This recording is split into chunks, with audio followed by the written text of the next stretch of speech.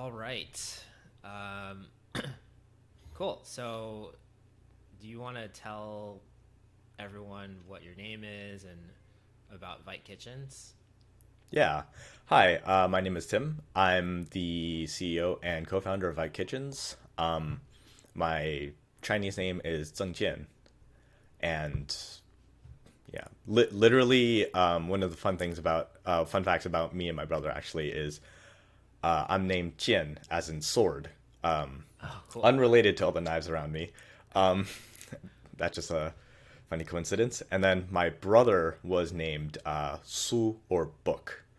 Oh, And so my parents really wanted that poetic thing where they're like one is like bookish, one is like a warrior kind of thing, and then our nicknames, I'm Tian Tian, and my brother is Yang Yang. So not sheep but ocean. So even our nicknames is sky and ocean because my parents kind of like that, playing off.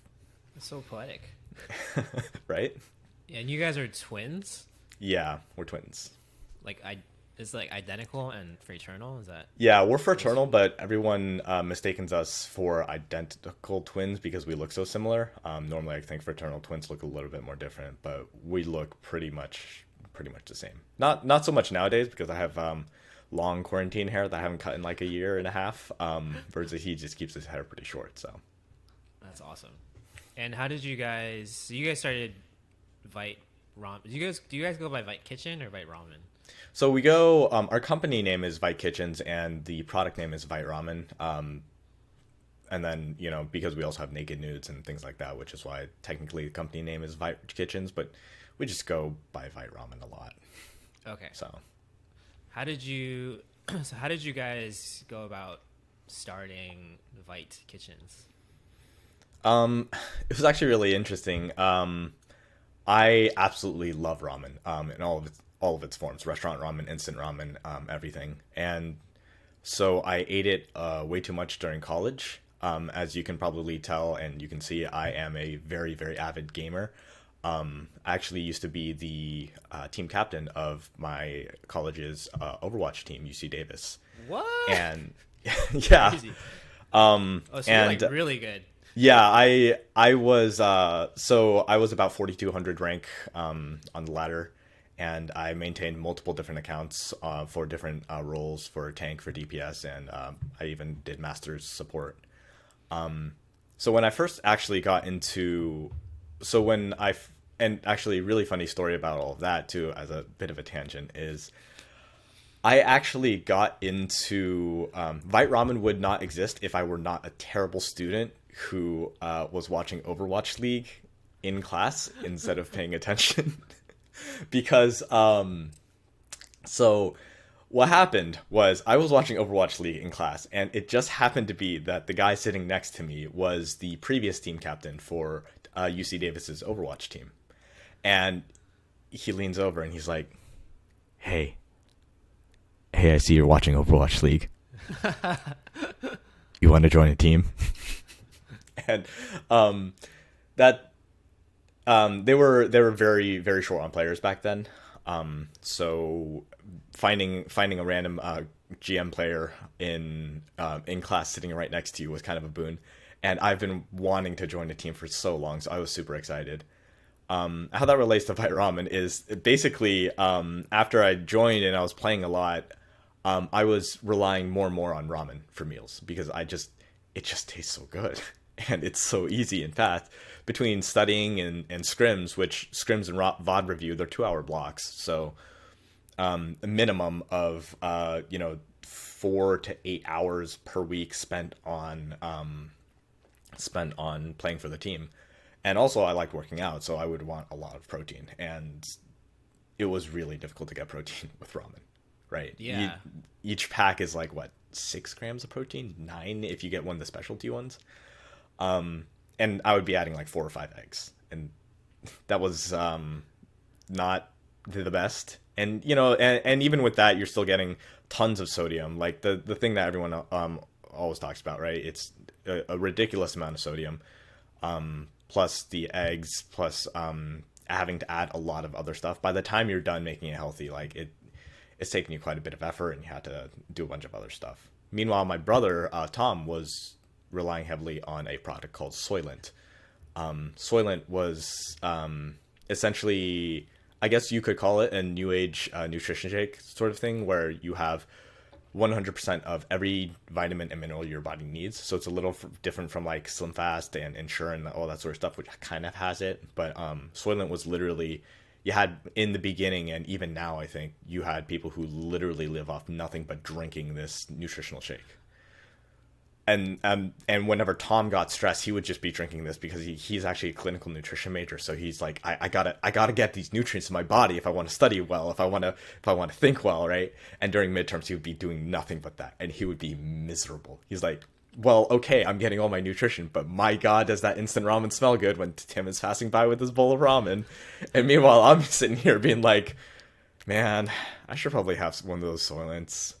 And I'll have one every so often, but I'm like, it's literally drinking like a nutrient sludge, right? I mean, I still actually drink it a lot, but does it taste good? I actually never had one. The original ones they're pretty tasteless, so they taste kind of just like kind of like a light oatmeal, or the new versions are a little like light soy milk kind of thing, but it kind of tastes like raw soybeans, so I'm not too big of a fan of the new formulation. I really love their strawberry RTD though. That's the one I actually drink a lot.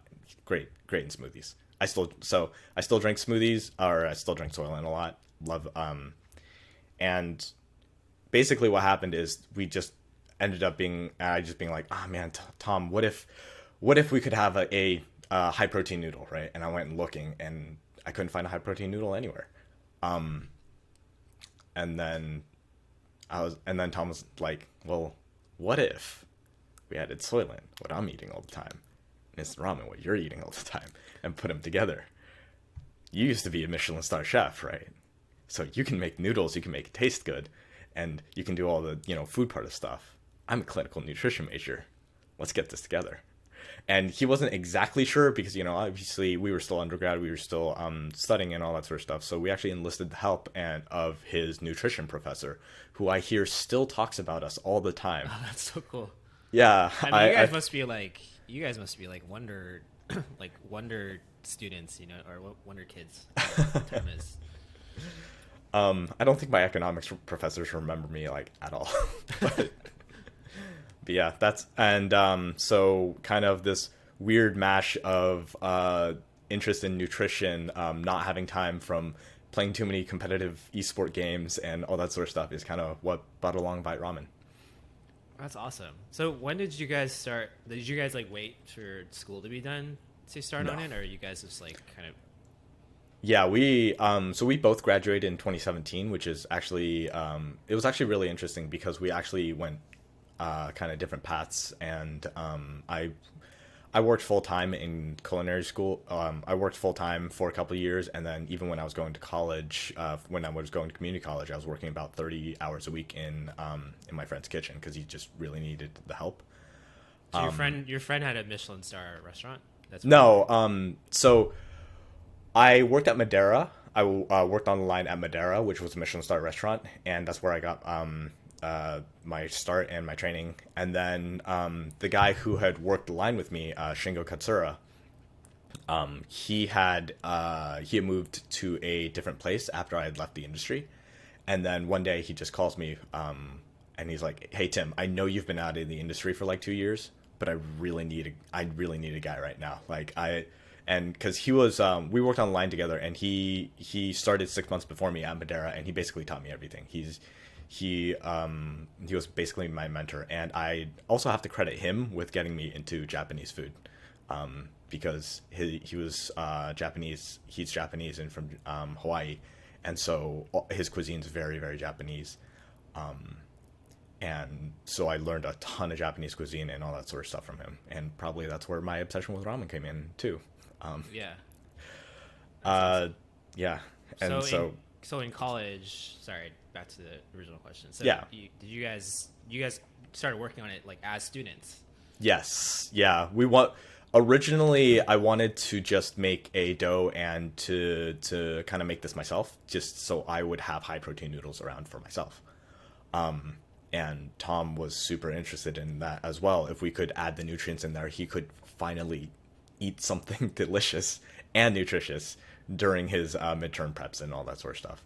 So, and then at some point, so the story goes that I actually didn't get enough sleep, and during all this, which is, pretty normal when you're, trying to do all that sort of stuff at once.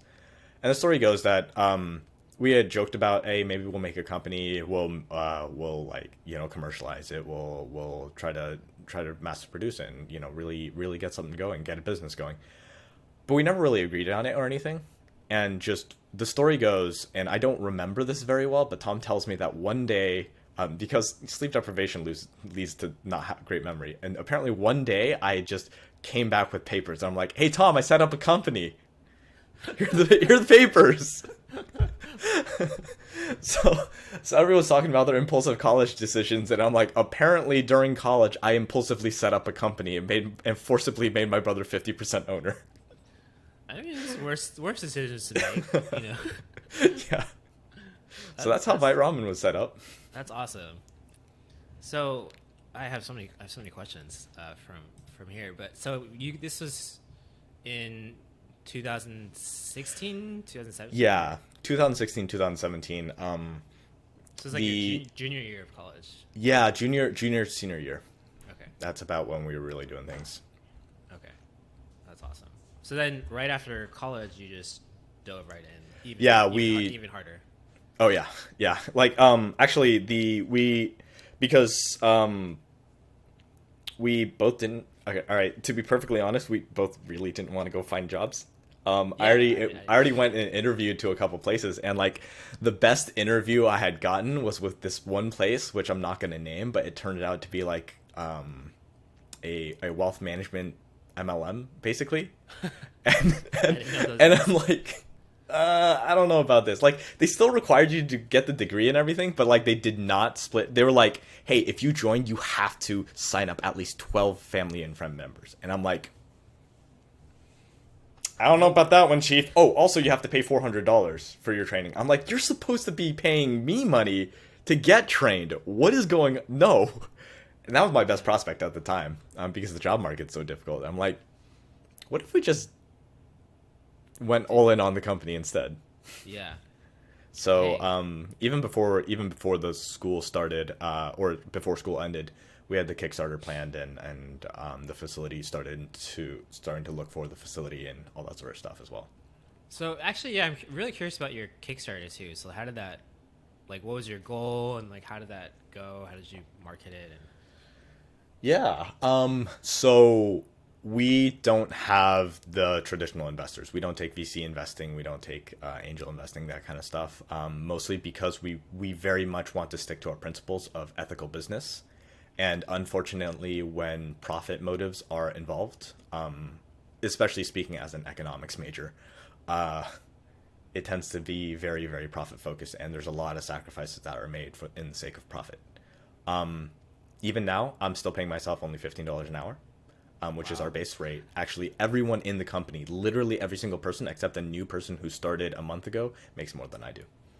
That's awesome. I just want to make a good ramen, and that's really my goal. I have enough for my needs, and I'm having fun with life. And if I get to spend time making ramen and really doing a lot of cool things, then I'm pretty happy. So,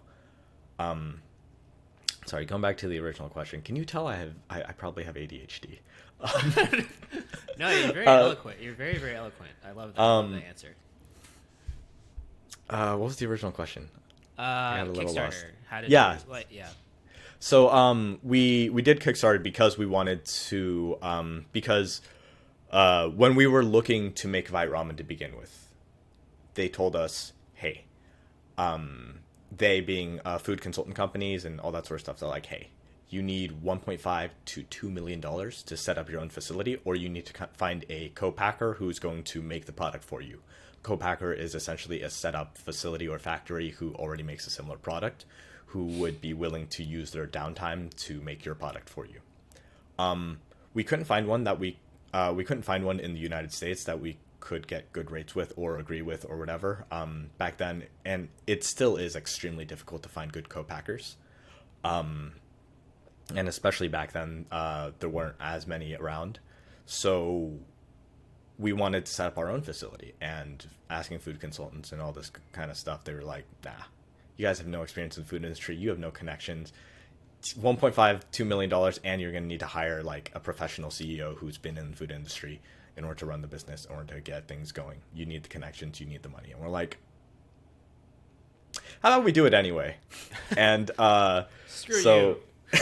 yeah, my dad actually hung a poster in our room as a kid, and the poster goes, one of the greatest, and I'm paraphrasing a little bit here, but, and I forgot exactly who said it, but the quote goes, one of the greatest pleasures in life is doing what people tell you that you cannot do.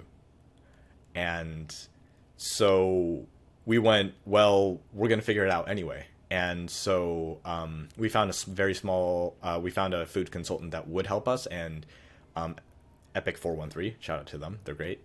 And they were like, hey, you're a small business, or you're small, we're not going to charge you that much money. We just want to see you guys succeed. They helped us out with like finding a lot of those connections that we kind of needed to sort of, get our supply chains running and all that sort of stuff. And we found this great little, this tiny little facility, 1,200 square feet in Vacaville. We remodeled it by ourselves by hand. And Dang. as the saying goes, if you don't have the money for it, learn it, put the work into it. And that's why we used Kickstarter. So that we could fund it so we could crowdfund. Oh, that's amazing. You have like so much control over what goes into your ramen. So what was your vision for the ramen, and like what are some of the things that you think makes it special? Our design process for the ramen is actually really interesting. One of the big things about wheat flour is that it's not what's known as a complete protein. That means it doesn't have all the amino acids in it. So our ramen actually utilizes a very special blend of flours that we tested.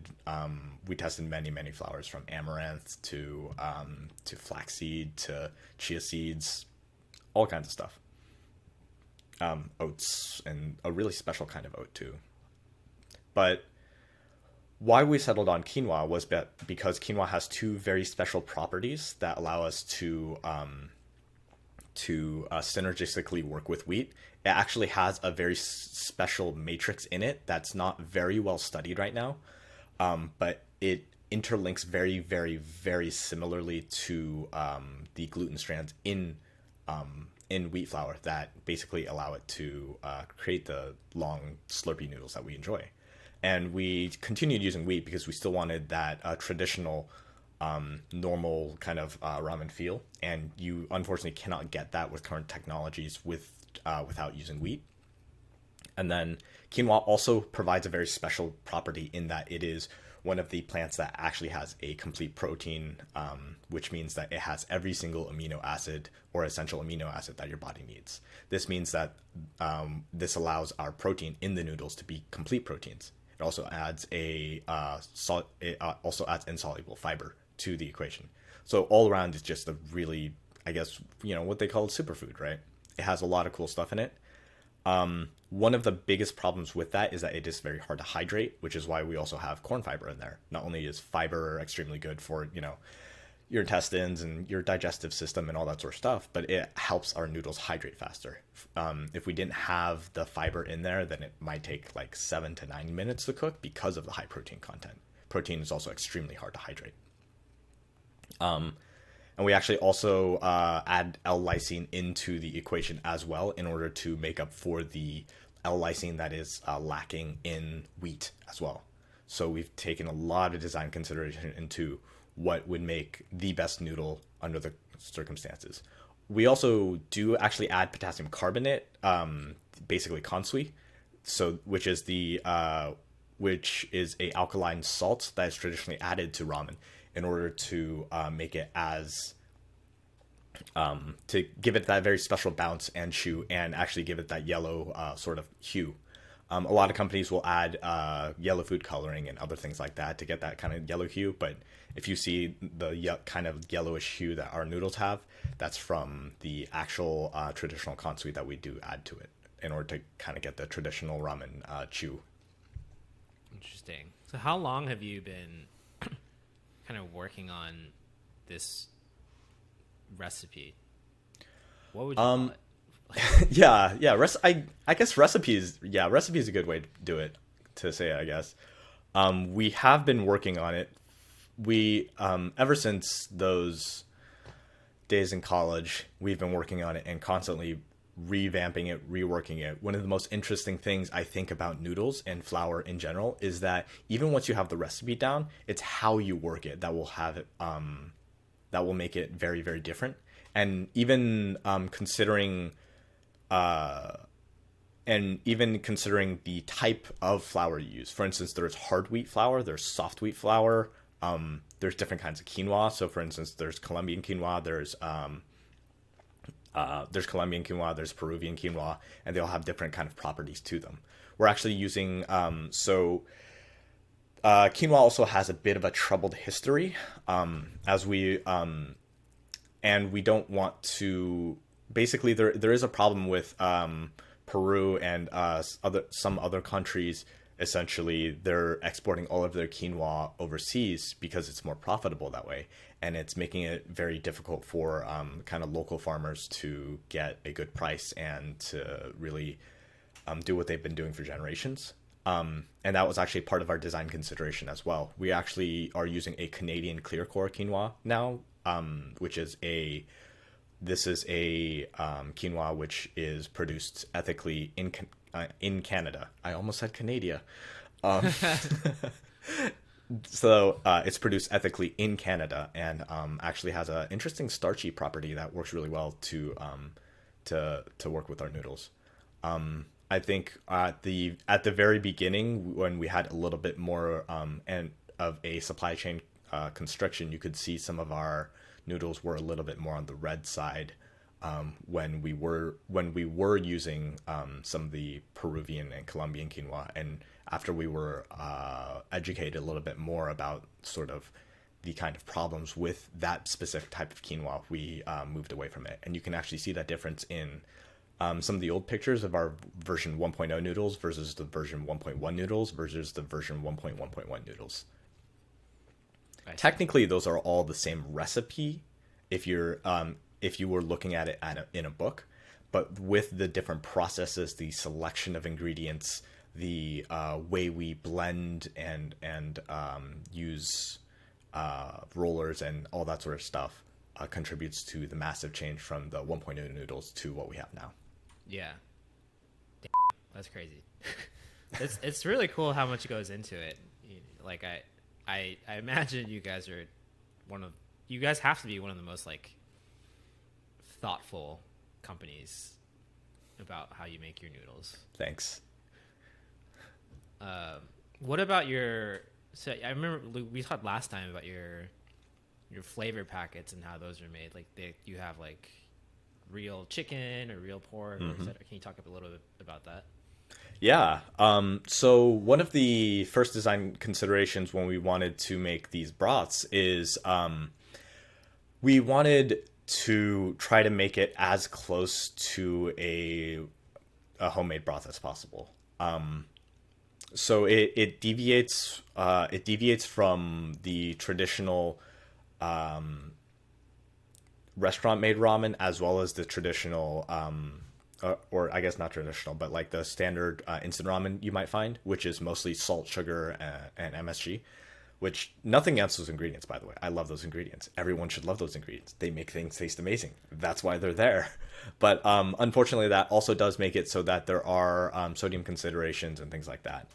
And sodium was and still is definitely one of the most difficult things that we need to deal with in order to make it taste good, but keep the sodium fairly low. This was exacerbated by the fact that the FDA actually brought down sodium values a further couple hundred milligrams in the past couple of years, which makes the percentages even lower and more difficult to deal with. So our target is 50% less than the standard instant ramen for sodium. And what that means is that we need to introduce flavor in multiple different aspects. whenever anyone starts R&D and all that sort of stuff, I teach them sort of the layers of flavor and how flavor theory works. Flavor is created through olfactory senses, as well as taste. The taste buds actually contribute probably only like 20 to 30% of the actual taste, while the aromas and olfactory senses actually do a lot more of it. Interesting. And what that means is that when we layer flavors, we essentially layer how we design our flavors. Is we create a base first. So for our, let's take the chicken flavor for instance. We take the actual chicken in there is a chicken bone broth powder. What that means, and now I say that, but what it means is that we actually have just real chicken breasts that has and chicken thigh and that sort of stuff that has been essentially just, cooked and then dehydrated and ground down into a powder, and that forms our base. That creates chicken flavors, that creates umami, and those are what we call the base flavor compounds. And then past there, you want to add kind of your accessory flavors, and aromatics and things like that. You want to hit all the 5. So you want to hit umami, you want to hit sweet, salty, savory, or sweet umami, sweet, salty, sour, and bitter, right? Those are your base flavors, and then you want to hit aromatics and then top note flavors. And that's kind of how we build. And then we add aromatics and more base flavors like sweetness and that sort of stuff through onion and garlic powder and actually a lot of really cool specialty ingredients that we actually import from Japan. For instance, our vegan miso actually has white miso that has been made and imported from Japan, along with some of our soy sauces and that sort of stuff as well. And then the most difficult part is keeping it within sodium limits, and also adding enough potassium, magnesium, and that sort of stuff to make it taste good. Now, potassium, if you've ever tasted it, potassium chloride tastes incredibly bad. Think of it like the taste of chewing on aluminum foil. That's what it tastes like. And you need a huge amount of it. Your body needs an incredible amount of potassium to hit FDA values. And one of the most important balances in nutrition is the sodium and potassium kind of balance. So we want to ensure that we do have over 20% potassium in our thing. But that makes it incredibly difficult to balance for the bitterness, for the metallic flavor, and that really off note. Some people, and that's something that we're constantly working on. One of the really cool things that I guess I can talk about right now, because we're actually starting to get to it, is that we've been working on that for the last couple of years to figure out how to make vitamins and minerals and nutrition taste better and taste good. And I'm really excited for version 3.0 flavor, which has a completely redone nutrient profile, in which we have managed to utilize certain techniques, certain different ingredient things, which will be in our patch notes about exactly how we changed it to make those off flavors, especially the gluconate flavors. We found out that the gluconate flavors some people are incredibly sensitive to and really, really hate. We're making that good as well. So you have to balance just a good recipe by itself using strong culinary foundations, and then you have to figure out how to do that and also not add salt, and then you have to do that, and then also how do you make it taste good with nutrients. So it is a wild ride all the way through, and I'm proud to say we get better and better and better at it with every iteration that passes. That's amazing. It's really interesting to learn about, like, how much thought goes into like every single thing in this bowl of ramen. Even like I remember when we were talking, I think you mentioned you like measured the temperature decay of like how long you cook it. That what we were talking about there was actually the some of the vitamins and minerals. For instance, vitamin C is extremely sensitive to heat, and some of the other vitamins and minerals as well. So that's why in our packets you'll actually see that some nutrients are boosted a little bit more above others. And that's because we did actually take a bowl of ramen. I mean, I think you're making it sound a little bit more complex than it is. We literally just stuck up the we made we made multiple bowls of ramen. We stuck thermometers in it, and we just timed how long it took to get to like a reasonable temperature, right? I mean, you're not going to be eating 200-degree ramen. You're going to burn your mouth. You're going to get second degrees in your mouth, right? So when we do that, we then are able to say, okay, well, we can calculate the rough heat decay of vitamin C. And so when with this bowl of ramen, with the recommended instructions, and with that, we can roughly assume, okay, and then if we add this much in, then it should have it should be, when you're eating it, the heat decay has stopped to the point where when you actually do eat it, when it does get into your body, you will actually be receiving a full, 25% or more daily value of that ingredient, instead of, oh, we just put it on the packet to make it look nice, and then we don't care about if it actually makes it in your body or not. In fact, every single one of our vitamins and minerals are selected so that it is absorbable in your body. It is bioavailable. It's not just window dressing, essentially. Interesting. I'm learning so much. So can you talk about, so you guys have your own facility and you make your own, like every package of ramen that goes out, you guys make in your 1,200 square foot factory. Can you talk about that process? Yeah, so we bring in flour and we mix it, and in a giant mixer. We measure the pHs and all that sort of stuff about everything that we go.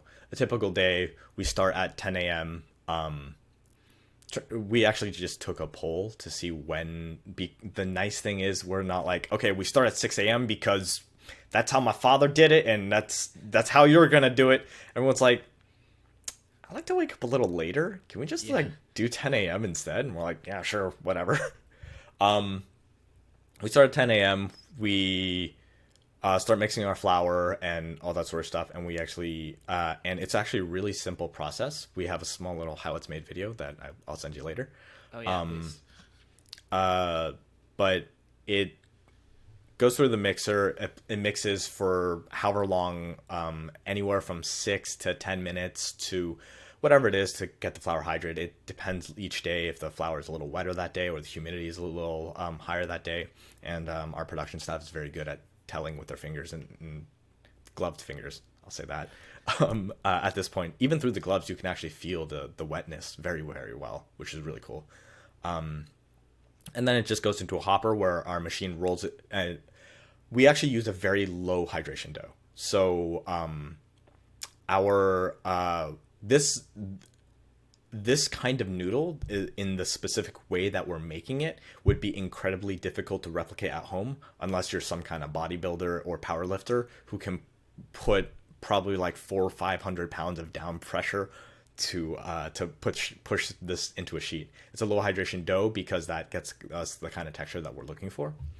And when we put all of this in, we instead of using muscle, we use mechanical force instead, with these two giant rollers to just press this together really hard, and that forces the dough together into sheets. And then it actually progresses through two sheeters. So there's actually 4 rollers up top, progresses to 2 sheeters, and then through another one that puts those 2 sheets together to create even a better gluten strand network. And then that goes through 4. It ends up going through 7 rollers in total. Wow. And before it's finally cut, and then cut into portion, and then we put it into our custom silicone molds, which silicone is the most inert compound, meaning that it will not react with anything, which is why we use it in chips and stuff, right? And we put it through our dehydrator, and then once it comes out, it's cooled, dried on, finishes drying and steaming off on racks, and that's basically the process of making noodles. After that, once it's cooled off, then we will take it to our packaging line, which we still use a small little packer. We'll hand put everything into the packs, and we'll seal it, and there you go. That's the process of making Vite Ramen. Dang, that's so cool. You guys just built all of that yourself. Yeah. I'm still the person. So whenever we have any kind of machine failure or our industrial dehydrator breaks down, I'm still the one who gets elbow deep in all the mechanicals to. And actually, I don't know if you can see.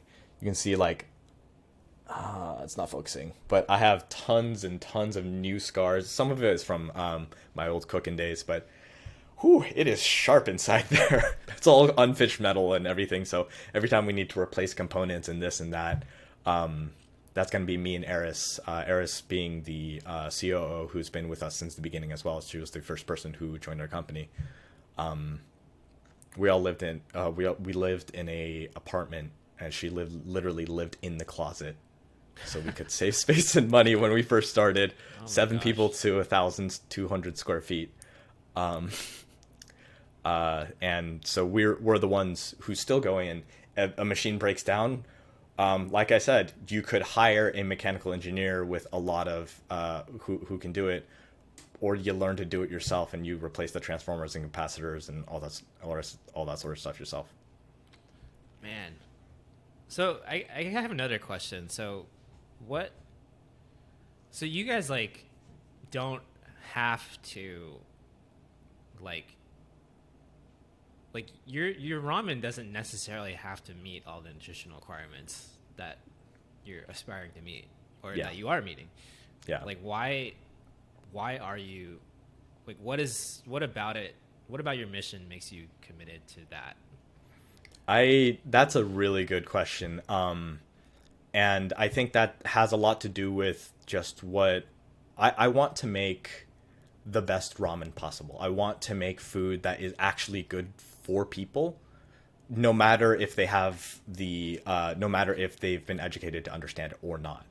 One of the very interesting things we found in our survey is we have our product Naked Nudes, right, which does not have as many of the vitamins and minerals because if we put all the vitamins and minerals in there, the noodles would have some structural issues as well.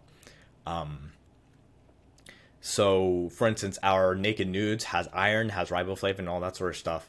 So it has some of the B vitamins, it has iron, and people take that and they see the vitamins and minerals in there and they go, this is just as nutritious as Vite Ramen. We took a survey and 80% of people thought there was no clear nutritional difference between Vite Ramen and Naked Nudes, despite Vite Ramen having significantly more micronutrients, having more protein, having more fiber, having a better macronutrient balance, and all of that sort of stuff. So if we were a investor-run company, a mega corporation, or anything like that, we would go, oh, well, then we're just wasting money putting stuff in it, right? Let's just get rid of all of it because it's costing us money. People don't care about it. Why put it in? Well, why put it in is because people's bodies still do need it. It's still good for people. We're setting out to make a food that's truly good for you in all the ways that modern nutrition science knows. And what that means is that we're going to do everything in our power to make it good, whether or not, the new keto fad, the new whatever new diet says this is bad, this is good, this is bad, this is good, whatever. We're going to put everything in there that current accepted nutrition practices from institutions like UC Davis that have been studying it for years and have these people who are highly educated in it recommending it. And we're going to do that because we want it to be a good product. We want it to be something that we personally believe in. And it might not fit for everyone because everyone has their specific nutritional needs. But despite that, we want it to be as good of a product as possible because in the end, I'm not here to become a billionaire, a next Jeff Bezos or whatever. I'm here because I want to make good ramen. Yeah. I love that. And what do you hope people get out of it? Like when someone eats Vite Ramen, what do you hope that they experience or get? Or like, you can answer that any way you want. It's very open. So I think Vite Ramen is very interesting because we're not ever going to say you should only eat Vite Ramen. We want Vite Ramen to be there when you're having an off day, or when you're actually having such a good day that you're so busy doing things that you love, and or you're popping off doing, your code is, like 2 a.m. your code is going off, and like you're not going to capture this feeling of being able to write this many lines at once, or you're like having a win streak in a game, or you're reading a book or whatever. We want it to be there so that you can keep yourself healthy. You can have an easy meal that's always ready to go. And that's actually one of the big things about Vite Ramen, is that it is shelf stable. It does not need special storage. It has a long shelf life, and it only needs 3 minutes and hot water for you to have a complete meal that's good for you. I'm never ever going to say you should eat Vite Ramen instead of cooking yourself a meal. I think everyone should go cook themselves healthy, delicious meals with all kinds of fruits and veggies when they have the time and energy to do so. But the fact of the matter is, especially lately in these times that we live in, it's very hard to find that time, energy, and executive function to cook healthy food all the time. And worse is, you can buy a ton of good food, and I am very guilty of this. I used to be a pro chef, meaning I cook faster than most people do, and I'll still not be able to find the time and energy to do it a lot of the days. And what that means is that your food goes bad. Unfortunately, when you buy fresh food, there's a time limit on it as well. So when you're having trouble, when you're having trouble, or when you're popping off and you don't have the time to cook healthy, and you don't want to get takeout because it's not good for you, because it's very expensive, Vite Ramen is there for you. It's cheaper than a Big Mac, but way, way better for you. It's always there for you. I think what we really want Vite Ramen to do is to plug the holes in your nutrition and your time. We want Vite Ramen to be that thing that you can always turn to, whether you're having a hard day or a good day, so that you can always find a little victory for yourself, and always have that way to be good to your body. Beautifully said. I love that. And I definitely relate to not having time. Like my dad's a chef too, and like I have access to learning all these great recipes, but I often don't have the time to learn how to cook and to actually cook. So I've made Vite Ramen many nights, just wanting something to eat. But yeah, I think that's most of my questions. Did you have anything that you wanted to, I guess, say that I didn't ask, or that you didn't get to? I guess just that, for anyone who does see the video and anyone who is buying, thank you for supporting us. Thank you for supporting a small Asian-run business who is trying our best. I know we're not perfect. I know there's things that we can do better and better, and we want to hear your feedback. That's why we change things. That's why there are patch notes. Let us hear what you're thinking. Send us an email. Post on our Instagram. Follow us on Twitter and Instagram and Facebook. We're always there. We have a Discord. We're very readily accessible. If you have suggestions, if you have ideas on, hey, I like this kind of thing, I want to be, what if Vite Ramen had this kind of flavor, or anything that you have critiques of, like you're like, hey, this isn't to my liking. Is this something that you can help with? Like, for instance, and little special just for whoever's watching this video, for Randy Lau's channel, because we actually got a lot of requests. One of the big things that some people have said is we give too much noodle at once, because there, we designed it to be a complete meal, but complete meal for me, and that means someone like my mom, who's quite a bit smaller than I am, has trouble finishing the whole thing. So they're asking, hey, can we get a smaller version? Similarly, we have people who are bodybuilders who are like, well, the macros are good for the average person, but I want something even higher protein. So something I'll talk about right here is keep your eye out, because we have been working on a lower calorie, much higher protein version that will be coming out too.